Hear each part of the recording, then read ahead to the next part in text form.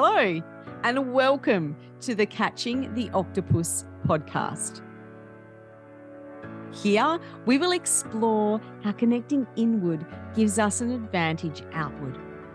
We openly talk about the obstacles and challenges and difficulties that life throws our way and how they become moments of gratitude and things that can benefit us when we look back on our lives.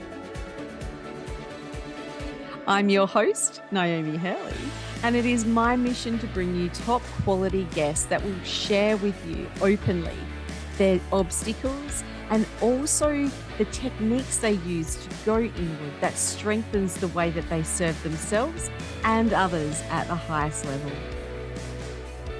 Thank you for joining. Let's get started.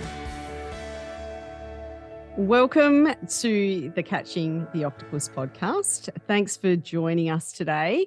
And I'm doing an amazing interview today with Megan Hazeldean. So Megan is a nurse, mum, and all-round awesome human, right? She's been nursing for 15 years and has a passion for end-of-life care. In addition to her nursing, Megan is driven to serve others in any way that she can. And she's a member of Compassionate Communities, a volunteer for PANDA, which is the Perinatal Anxiety and Depression Australia. She's also a volunteer coordinator for NODAC, which stands for No One Dies Alone companion program. And she also volunteers for the Telethon Open Air Movies and has done so for the past 5 years. So in 2021, Megan lost a dear friend to a terminal illness, and that has now motivated her to work on establishing a foundation that's going to provide education and support for those coming to their end of life and also their families and their support networks. So I met Megan many years ago. No, not many years ago. Many years ago. I met her in year 7. We went to year 7 together and we were BFFs, and life has taken us in different paths and we've recently reconnected, and I think she's going to be an amazing guest today. So welcome, Megan. Thanks, Gnomes. Hi, everyone. Yeah, so tell me a little bit more about this project that you've got going. Well, it all kind of started, like you said in the intro, I lost a very dear friend. We get a bit older and we find new BFFs everywhere, and she was a school mum, so we became each other's family. God love us, there's 7 of us girls. Yep. And all our families consider each other cousins and brothers and sisters. Like, we love each other. Yep. And she was diagnosed with a quite aggressive cancer. And we rode all the roller coasters with that, the ups, the downs, the possible remissions, the surgeries, the chemo, the radiation, everything. And that all of us mums, us group of mums and the dads too, they were pretty helpful. Yeah. But we all just kind of became her family and shrouded around her, and her family were there too, and it was beautiful. And when it was getting closer, she had 2 kids. Her youngest had just finished year 12, and they got the sorry, this isn't going to last much longer conversation with the doctors. Yeah. And so then that was the big rally call for all of us, and we didn't know what to do or where to go or how to deal with that. And there was one thing that was keeping her alive, and we say keeping her alive, it wasn't prolonging her life or keeping her alive despite the fact that she should be dying. Yep. It was more comfort measures more than anything else. Mm-hmm. But what was keeping her alive, what was keeping her comfortable, was expensive and hospital administered. And yes, we have amazing PAL care nurses in the community, but they're very stretched and they can only do so much with the patients they have. So me being the big mouth, non-filtered person that I am. No, not at all. I know, not at all. May have been in the hospital room with her when one of the doctors walked in and may have made a comment, said, "Oh, I've never actually sent anyone home on this." And the only person I did was a millionaire, so they could afford it. Yeah. And this little black duck in the corner went, "Well, I'd do it for free." Yeah. Dun dun. Dun dun. And this doctor turned and looked at me and said, "Are you a nurse?" And I said, "Yes." And she goes, "What's your experience with this?" And I said, "Well, I work in a fairly busy hospital. We do these weekly. I have no issue with it. And she goes, great, no problems. And out she walked. And I went, oh, what have I done? So then 3 days later, the head of ICU at Charlie Gardner's gave me a call on my personal phone, freaked me the hell out. He said, so I understand we're getting her home. And I went, are we? And he goes, yep, I'm just going to get her here for 24 hours, have her as an inpatient, then I can send her home as a hospital in the home patient, and then we can have the medication that she was having covered under Medicare, and it will be free. Holy crap. Wow. So if I hadn't have said anything, we wouldn't have known. She would have died in hospital, and it would have been horrible. Yeah. So at that stage, they had given her 3 weeks. We got her home. There was obstacles of getting her home. We had a few rushes back to the hospital in an ambulance, but that's okay. But at home, the 3 weeks turned into 3 months. And excellent. So that was really more because she was comfortable, right? She was in her own bed. Yeah. She could pee in her own toilet. She had her animals around her. Her family could just lay with her for hours on end. Her family and her friends could visit at any time of the day or night, whatever suited them. You know, there was no hospital constraints. There was none of this other stuff going on. And I still, to this day, 2 years later, believe that the reason she hung on for so much longer than they had suggested was because she was in her own space and her own comfort zone. And it made her death so much more comfortable for her and her family because they were there. And she ended up passing in the wee hours of the morning. And yes, hospitals are great. You can have family with you, especially at those moments. You can have family with you whatever time of the day, but for her family to cuddle with her in her own bed in their own home, it meant so much more to them than it being a sterile, cold hospital bed where they're sitting and looking at her as opposed to comforting her as she went. So that kind of pushed me to say, well, why don't more people know about this? Why don't we talk about this more? And my whole career has been about, I thought the things that I knew everyone else knew. I thought it was common sense. But it's not. And the older I get, the older I get, the more experienced I get, I realise that my knowledge is actually quite extensive, and I do know a lot more than your average Joe. And to be able to talk about the things that we don't talk about, 30 years ago, if you said the cancer word, people would go, whoosh, we don't say the word. And my nursing's taken me from birth to death, the whole gamut. And I've had women who have had pregnancy losses, and we don't talk about that either. And I've encouraged women over the last 15 years to talk about it, to grieve, to mourn. That was a person to you. It was a human inside of you, and talk about it. Because if we talk about it more, the stigma disappears, the fear around it disappears, and it becomes normal. Because as one of my wonderful mentors in the UK said to me, she goes, we still haven't found a cure for death. No, and I don't know if we will for a while yet. I think they're working on it. But I hope that's out of my timeline. I hope that's way past my timeline. I'm not interested. But that I love where you're going with this and what you're doing. And I have a dear friend, Michelle Moriarty, who's putting together the Grief Language Project, right? Yeah, amazing. And I think that it's really coming to a time where we need to be open-minded more about this, because I was speaking to someone last night and I said, the only thing we are guaranteed of is dying. Now, people say taxes and dying, but I've seen some people do really well at avoiding taxes, right? Oh, me too. Yes, very much so. Can't really avoid the death right now. We don't really have the technology for that.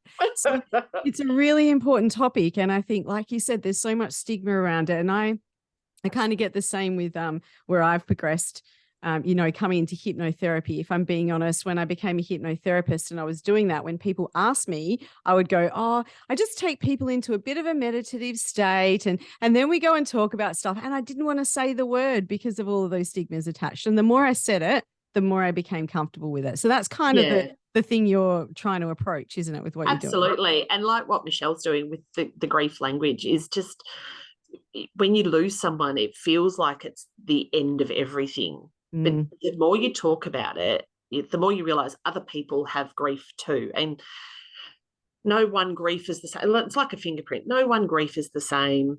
No one grieves the same as each other. No one has, the same response to death and dying, but it's still grief. And that's the one thing that unites everyone, is that it's grief. And grief has a process, and grief has, a very defined way of going about it. Sometimes it circles back on itself and, skips a few steps and comes back, but it's still the same steps are there.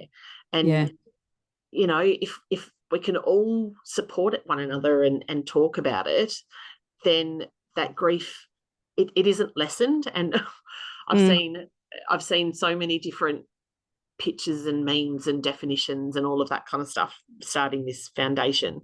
And one of my favorites is that grief is like glitter. No matter how much you think you've cleaned it up, you'll always find a little sparkle somewhere. And it's absolutely true. Yeah. And, I could be having a great day and I'll see a feather, or I can be having an amazing day and, I've had the worst 2 years. I've lost 6 people very important to me in the space of 2 years. Very challenging.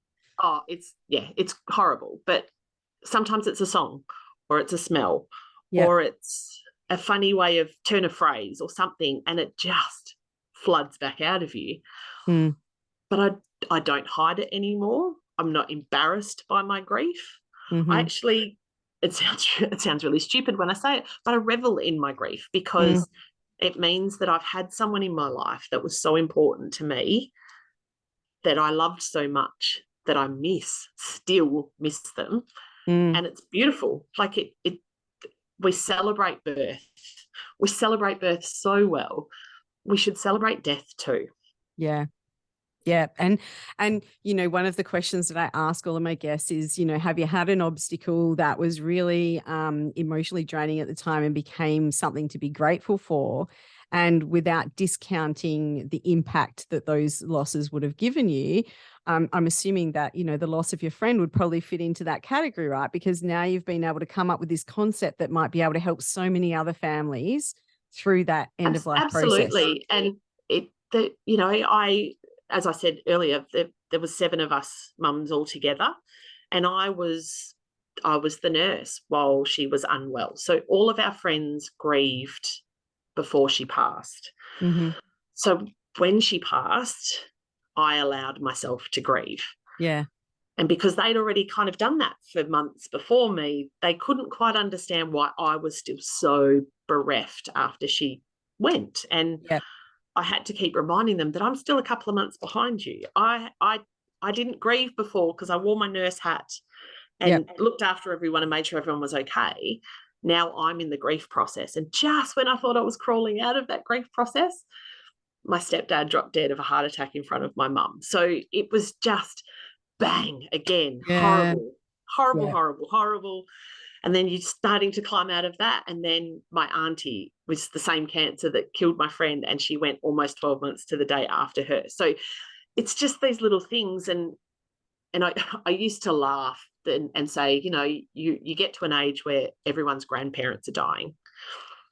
Then you get a little bit older and you get to an age where everyone's parents are starting to die. And, that's sad and it's horrible.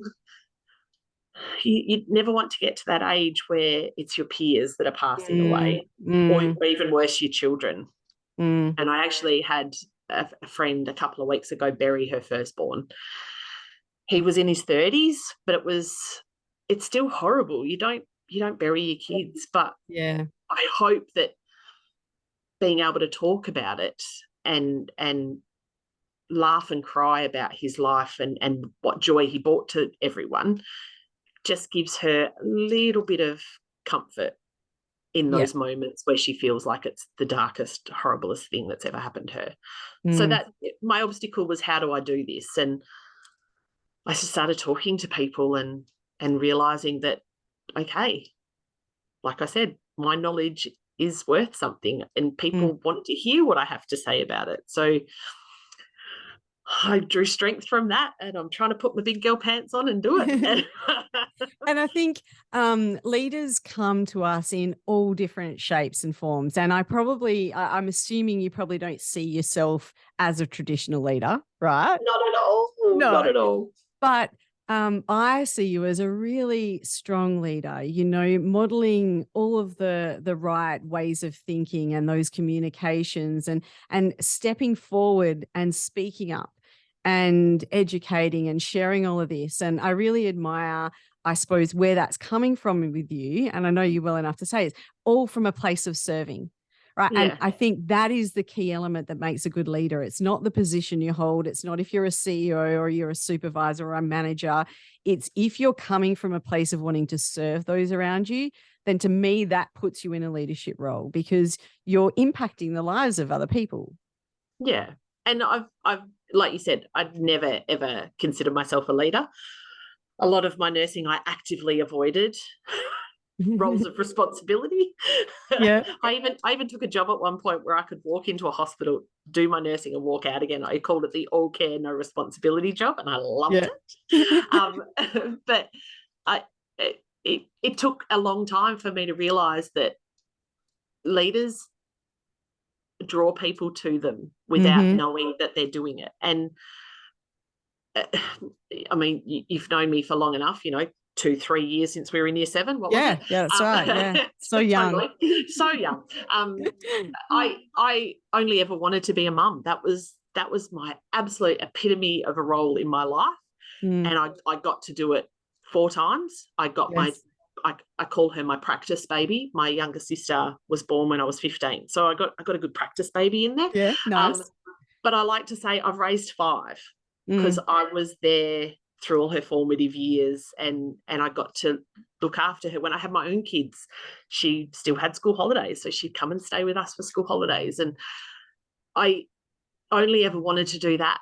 And now my kids' friends don't mind hanging out with me. And for me, that's leadership. That's like you're the person in the tribe that people want to get a say from, something, anything. Talk to me, tell me what's going on. And I always thought I was the person that followed and listened and sat and wanted to hear. And it's been a real hard psychological shift for me to go, well, hang on, the people are following me. I don't understand. Yeah. But I'm kind of enjoying wearing that now. And because I can look at it from a different perspective. I'm not this loud, look at me kind of person. I'm just talking. And like me. Yeah. Right. Well, let's be honest. In reality, I'm pretty loud and I make a bit of noise. But I still get nervous standing up in front of people and talking about it. And that was a tough. I had to dig really deep. I did a talk for a group of year 10s a couple of weeks ago at my son's high school. The careers counsellor asked if I could come in and talk about my pathway into nursing and where nursing has taken me. And I was very, very nervous. And I reached out and said, I think I've got imposter syndrome. I don't think I know enough to be able to talk to people about it. And I had just a short window, a nice little 15-minute chat. I got feedback, like there was questions coming back from the audience, the crowd, of 15-year-old kids who are too cool for anything. And I sat can I just interrupt there? Sorry, go back. That is awesome though, because I did a delivery at the local high school and I got crickets. All I got was blank faces. And I was like busting, and the teacher at the back goes, "You did so well." And I went, "Did I?" Because I didn't feel like it. So if you got engagement for them, kudos to you. You must have been doing a great job.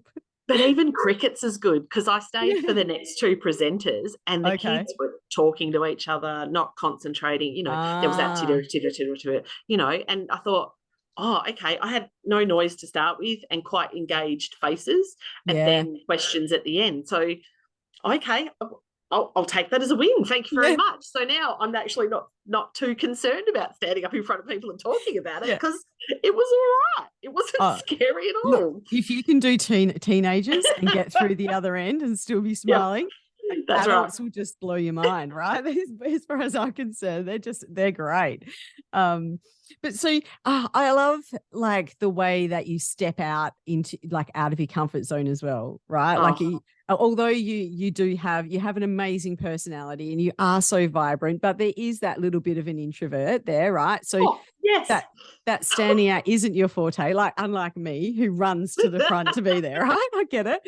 But I love that you're still pushing yourself to be there. And that to me is the true sign of a leader, right? Recognizing that there's something you can do to serve and pushing through those barriers to be able to get there to do that at your highest level. And that's been the hardest part for people who have only known me as an adult to go, because I'll say, oh, I'm actually quite a shy person. And they go, no, you're not. I'm like, no, seriously, quite a shy person.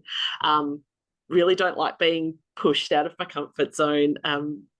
Even my kids will know, if you have to go back out after we get home, don't take your bra off. Like I'm happy to bra off, track your pants on, leave me alone. Yeah. But I can be a leader and still be a bit shy and a bit of an introvert, because I don't have to be the most gregarious person in the room. I just have to be passionate about what I'm bringing to the table, and be passionate about educating others to bring the same thing to the table. Because realistically, if I can get this foundation off the ground and have educators in every capital city in Australia, wrapped, done, tick, winning, my job is done, I'm happy. And I said so before all this foundation stuff started, I went to my girlfriend's family and I said, look, this is what I want to do. I can't do it without your support, because I won't do it without your support. That's, this was your person. You chose her. I also chose her. She chose me. I chose her. Yes. But she was your family and she was your life. And if you don't want me to, and they just looked at me and said, don't be stupid. She'd yell at us if we didn't. So fair. But if I wouldn't have done it. If they'd said no, I wouldn't have done it. And that was fine. And I may have done something else in that space or whatever, but it's their love for her that spurs me on to do it. I love that. Yeah. And again, it's that kind of going external, right? It's not always, there's stuff. Step back. When I did my psych degree, right, they talked about altruism, right? And that doing things for other people and not expecting anything in return. And there was a question there that's always stuck with me. And they said, is there such a thing as true altruism?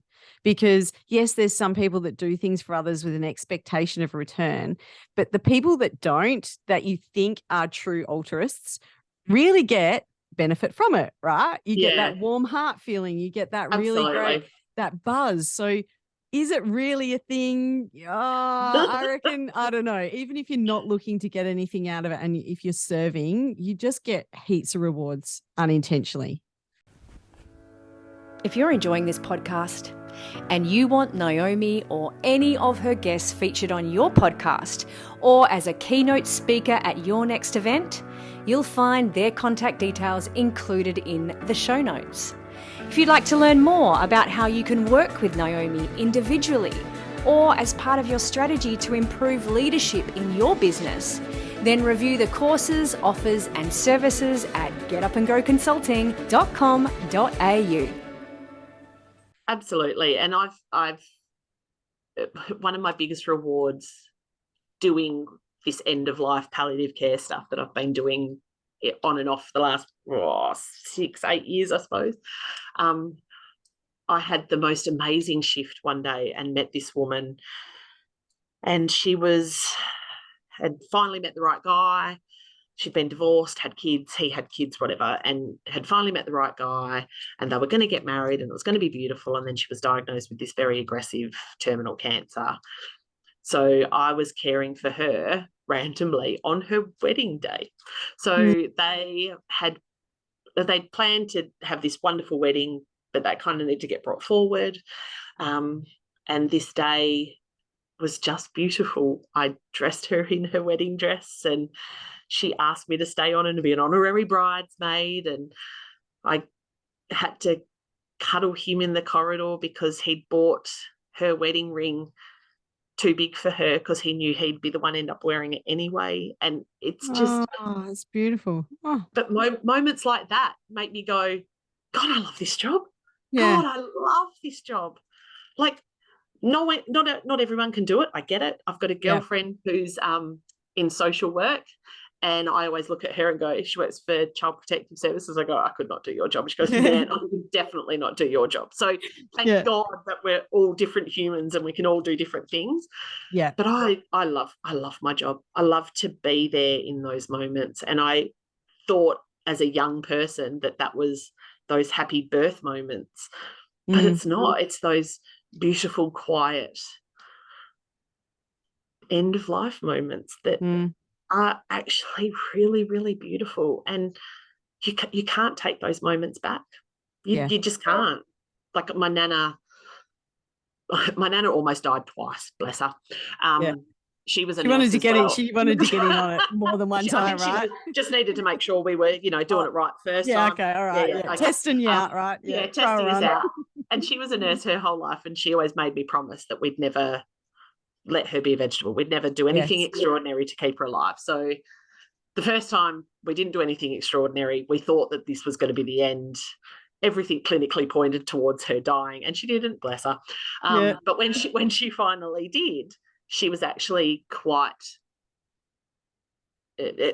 I do a lot of talking about normal natural death and the progression of normal natural death, and that it can be quite a prolonged period of time, and towards the end they sleep, for want of a better word. They're asleep.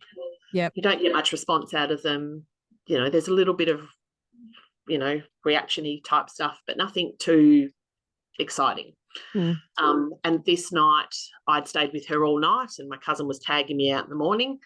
And our nana, God bless her, stoic old lady that she was, lost her husband when she was in her early 40s and raised 3 teenage boys. So she was never one to be very demonstrative with her love for you. You knew she loved you, but she didn't talk about it very much. It wasn't a thing. So I was tagging out. I was tired. I was ready to go home. I hardly slept because, she's twitching and making noises all night. So I'd hardly slept. And I leant over to give her a bit of a kiss goodbye because I knew it was probably going to be the last time I saw her. And she woke up and she looked me dead in the eye and she goes, "Oh, my Maggie, God, I love you." And I went, "Oh, Nana, I love you too." And my cousin burst into tears and he goes, "I have never heard her say those words." He'd never heard her say, "I love you." And I was like, no. No, I was like, but I was like, you went from putting tears into my eyes to making me lose it. You're so awesome. Oh, no, thanks. But I get to take that with me forever. I get to live with that now forever and know that even though I knew she loved me, I got it. I got it at the end. And if you're not there for those moments, you miss them and you don't get to have them. And I mean, I can tell you when my granddad passed away 1 month before we were supposed to get married. We were the first grandbabies to get married. Oh, yes. And he died suddenly a month before, bastard. And I'd always said to my mum, he didn't love you. No, I'm kidding. No. Jokes, joking. Please don't take that one seriously. Please don't say that. I got him tattooed on my arm the other day. You can't do that. Jeez. Joking. Well, I know you are. And all of the listeners, I'm so not that cold. That was definitely a joke. This is very much an us thing to do. It is. Yeah. Okay. It's authentic, right? That's what people totally are authentic. For. This is what we are. So when he died, I said to Mum, I said, I never want to see anyone I love dead. Like I didn't want to. And this is 21 years ago we got married. So long before I started my nursing, and I was going to, even if I did nursing, I was going to be a baby nurse, not a dead person nurse. Like that's just what I was going to do. So and babies die too, just in case you didn't know that. Babies do die. But that day we all gathered at the hospital and Nana didn't want to leave his side, and I understand that. And I started in a little room off from where he was. And then I got a little bit braver and I sat on the floor at the door. So he was up on a bed and I couldn't quite see him, but I could see that he was in the bed and that was okay. Mm-hmm. And I got a little closer and a little closer. By the end of the afternoon, my cousin and I were snuggled up next to him in bed with him. And in that moment, I was petrified that I was going to regret it, that the only and that was my fear, that my only memory of him would be that hollow shell of the person in that bed. But I don't. Like, yes, that's in my memories. I can still see him there, and my cousin and I may have plucked a few eyebrow hairs and nose hairs just to make sure he looked pretty. but I don't have, it's not a scary vision anymore. It's not a scary memory anymore. And I've got lots of other beautiful memories of him in my head that kind of negate that. So that was probably my first aha moment when it came to death and dying. Sorry, do you think you would have regret now looking back? Do you think you would have regretted if you didn't do it though, right? 100% I would have regretted it, because for the cousin and I that were snuggled with him in the bed, for him, even though he was a teacher his entire life, he was always about using his hands to make things. He always made us little things, and his hands were his thing, and he'd hug you with his hand and hurt you and pat you on the back and almost knock you over. Like, he was a strong guy, bless him. But we got to hold his hand. And then when we went to do that at the viewing before we buried him, it was cold. So I'm so grateful we got to hold his hand while it was still somewhat warm. Because if I'd not done that then, well, I probably wouldn't have gone to the viewing either, but to hold his hand cold was weird. And I thought, he's definitely not there anymore. Like, he's gone. Like, that's not him. So I thought I was going to in that moment, but no, I definitely don't now. And I encourage, and it's not for everyone. I totally understand it's not for everyone. And I've had experiences where I've called loved ones to say that your person has passed away, and they go, okay, thanks. That's cool too. That's cool too. And I can't, I can't make everyone love like I do or care like I do, and that's fine. And I can't, not everyone's a nice person. I've cared for prisoners who are dying. So, it's you've just got to be in that moment, making sure that that person knows that there is someone with them, that it's okay, and that it's normal.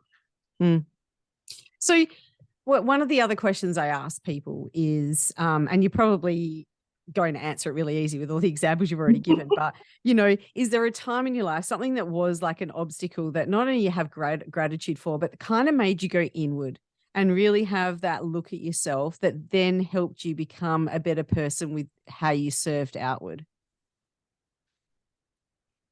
Geez, no, that's a good question. I have given you lots of examples.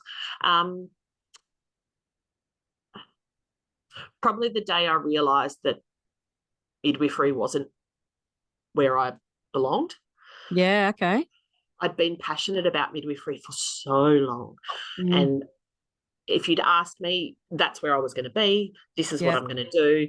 I even have, it's tucked away in a cupboard somewhere, a bag that says world's most awesome midwife. Like, accurate. I don't know. But that was it. Couldn't enter into anything else, only did nursing so I could do my midwifery. Wasn't interested in even entering into that idea. And it was with the blessing of an amazing human who you went to school with too. I randomly meet cousins in random places, not knowing that they're my cousins until we talk. So I'd started work at Mount Lawley, and there was a midwife there, gorgeous midwife there, who name seemed familiar to me, but I didn't know why. May have done it for Facebook stalking of her and realised, she's a Bunbury High kid. Yep, okay. Yes, maybe that's why I recognise her. And I'm like, well, no, that's a married name, not a maiden name. Maybe I don't. I don't know. Yep. You kind of go, I don't know why I know her. We happened to be on shift together.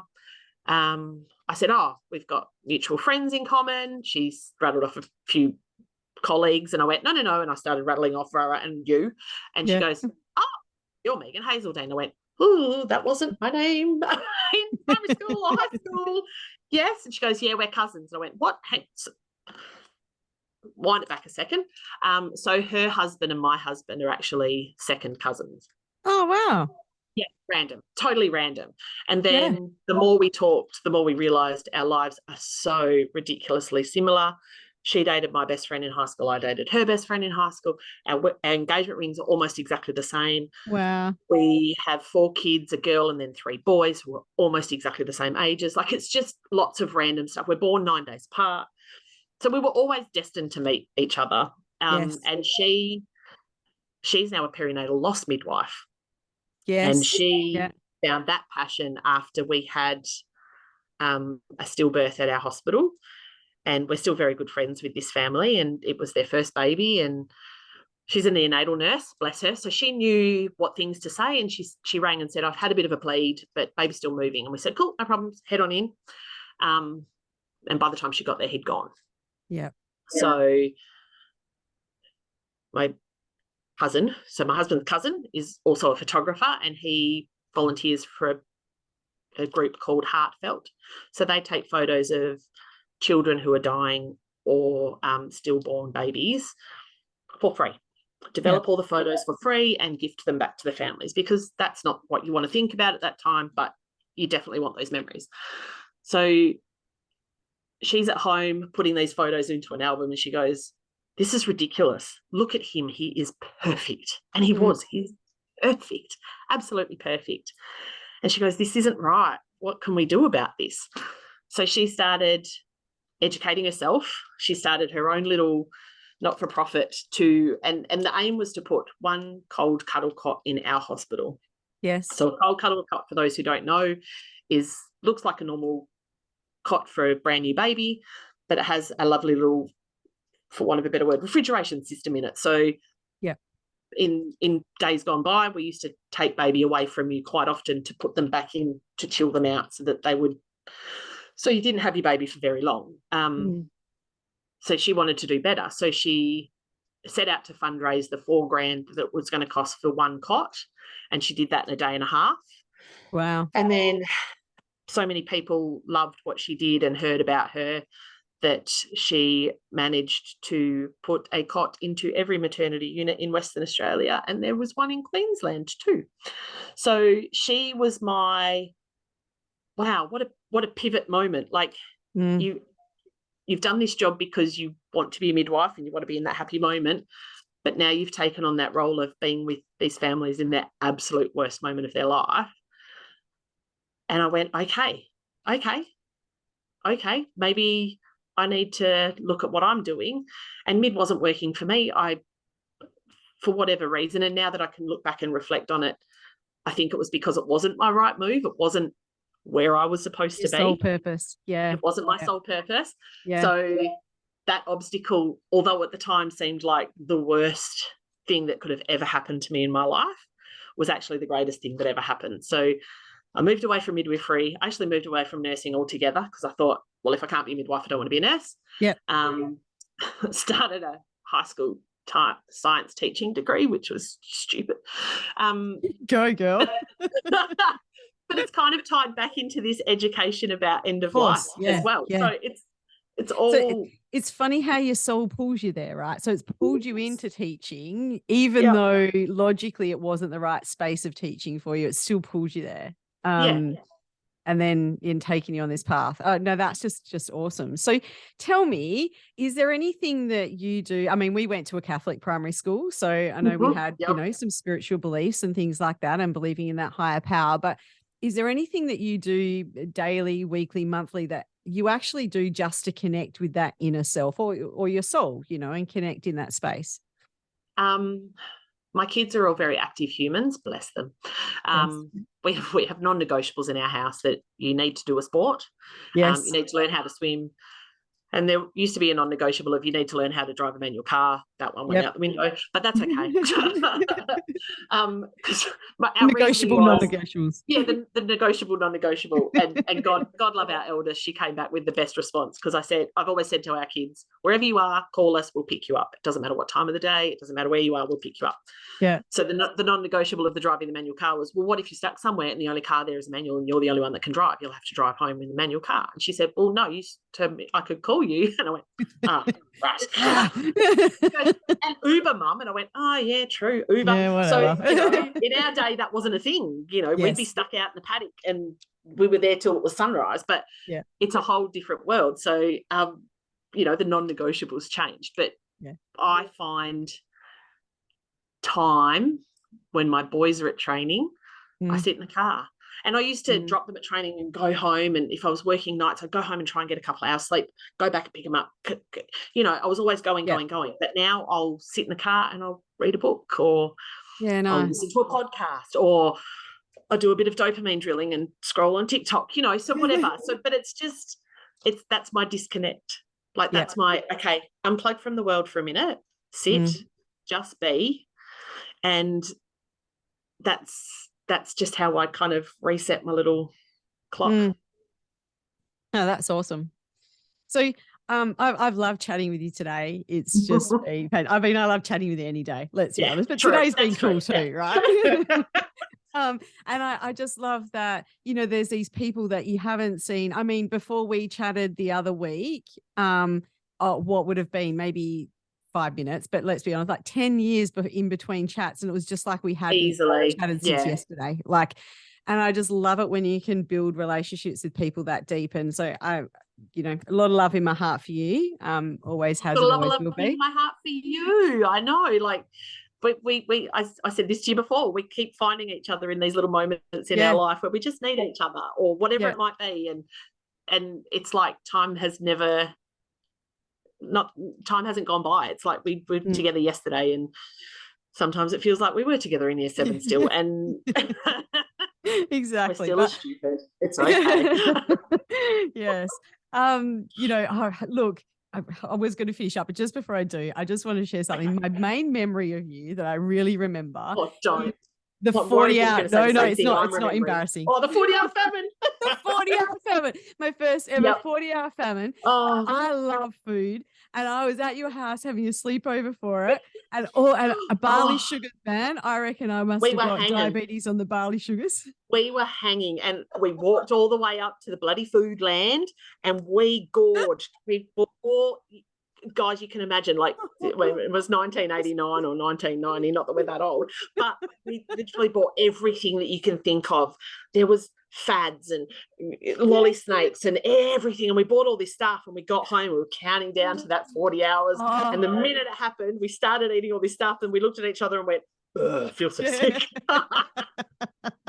I'll never forget that. But for me, though, as well, it was probably one of my first accomplishments that I remember. And, I feel like the only reason I did accomplish it was because I had your support, right? And that was one of the first moments, I suppose, when I look back, that I realized the importance of community and the importance of a tribe, and how if you've got the right people around you, you can get to wherever you need to go. Absolutely. And if I could go 40 hours without food, then you're amazing. We had barley sugars, mate. Come on. Sorry, barley sugars. But anyway, just to before we do end off, how can people find you if they're interested in learning more about the project, or even at the, engaging with you, learning more, getting your help, all that sort of stuff? How can they find you? How can they find you? I'm getting there. I think I have a landing page which doesn't give you very much information, and I'm looking to launch my Insta, my social media presence in August. So August will have been her birthday, and we're all heading north to scatter her ashes, which is going to be beautiful. So I want to launch for her birthday. Beautiful. So I'm just kind of gathering stuff together, but I'm called Dying Right Australia. Yep. I've sent Naomi my logo, so she might be able to pop it up somewhere for people to see. Maybe. So maybe. So you will find me. There's nothing to. And you're on LinkedIn as well. So I'm sure people will be able to grab you and find you in there too. So thank you, Megs. Thanks for taking the time out today to come and have a chat. And happy to. It was so much fun. It's always great catching up with you. It's always fun.